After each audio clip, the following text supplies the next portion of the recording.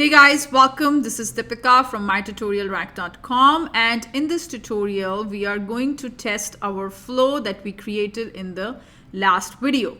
So first thing is, before you do anything, I would want you to re-authenticate yourself. So in order to do this, first thing is you have to log into your client application, which is, this is your client application. So I'm going to go ahead and copy this and hit the login here.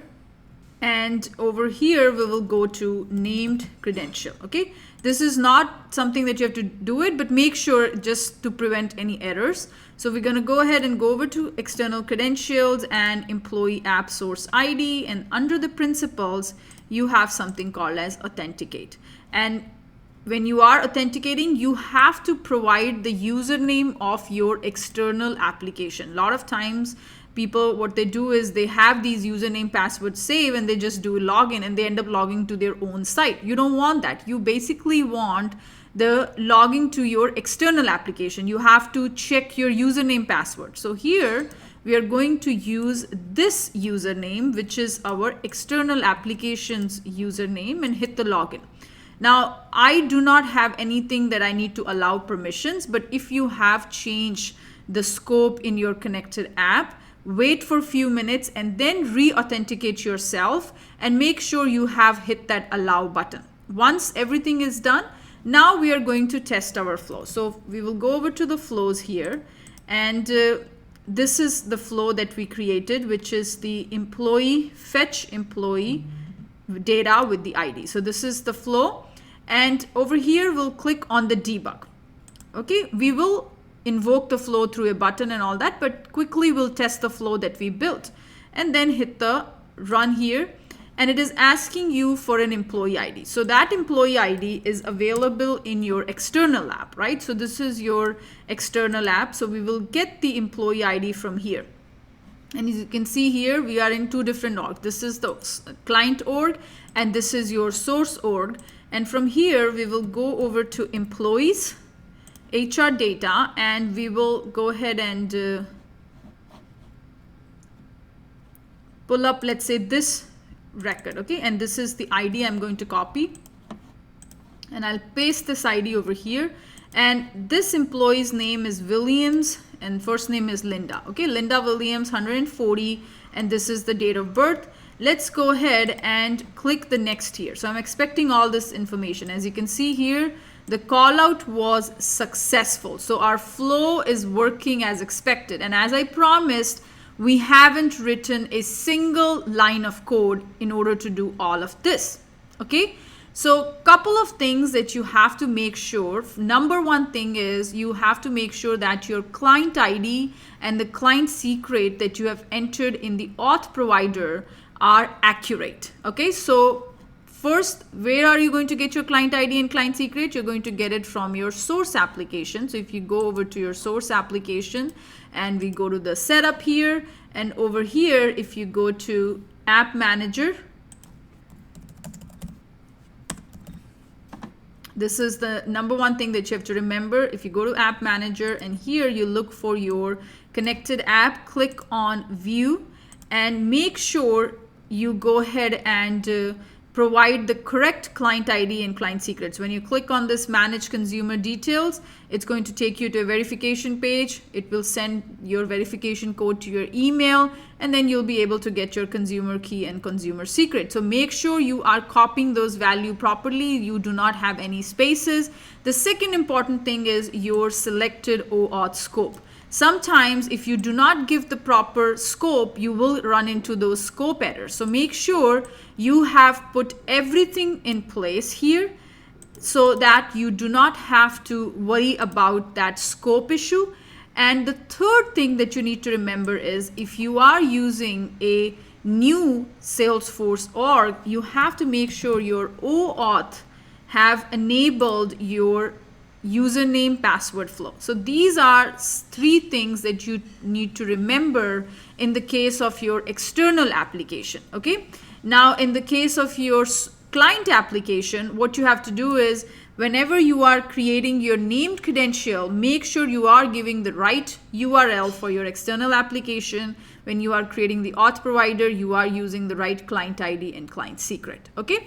Now we are able to use the flow properly. Now, if you want to test it with a different ID, feel free to do that. You can do as many number of tests as you want. So once we click run again, this time let's provide a different employee ID. And let's say we go over to this 13 and we will provide this employee ID, and I'll enter here 2 different orgs, but behind the scene they are able to connect without writing a single piece of code.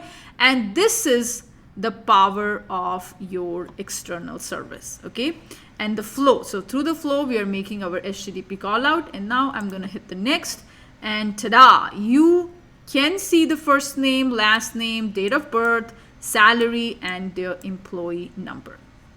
Now let me tell you how this all is happening behind the scene. So behind the scene, the first thing is, let's close out of our external application. We don't need to worry about that.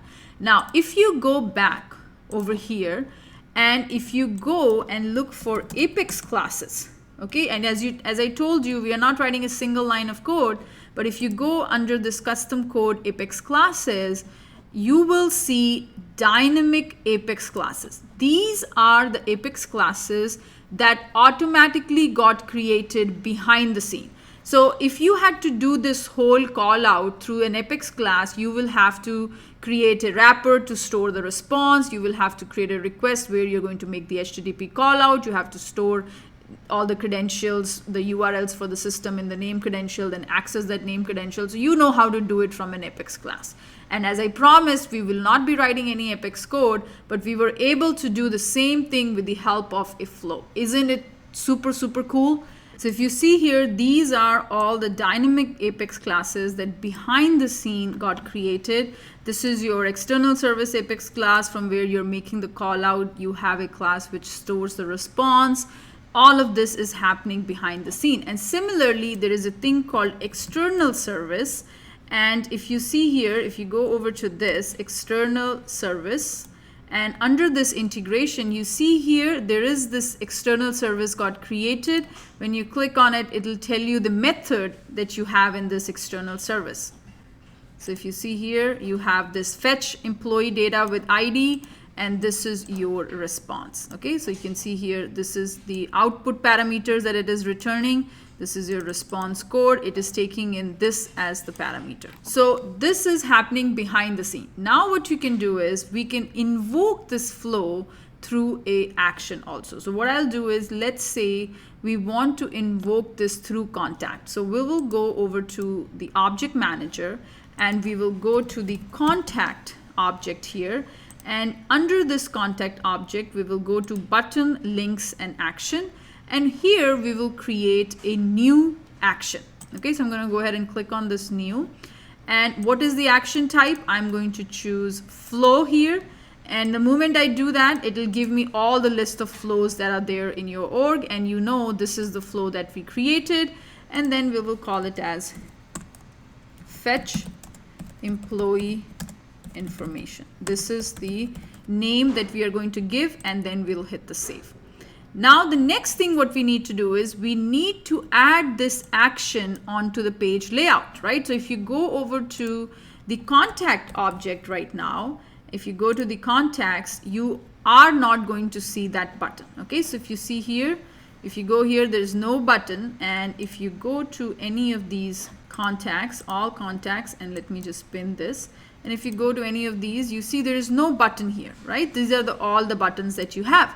So what I'll do is I will go over to the object manager and we will add that action that we created onto this page layout. So first thing is I will go over to the contact object, and then we will go to the page layouts, and here we'll go to contact layout.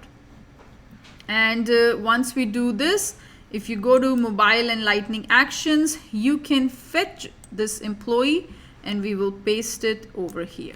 Okay, so you can see here we have added this, and if you want, you can add it on the front, wherever you want. Okay, so now we have added this Salesforce mobile and lightning experience actions here, and now we're going to hit the save.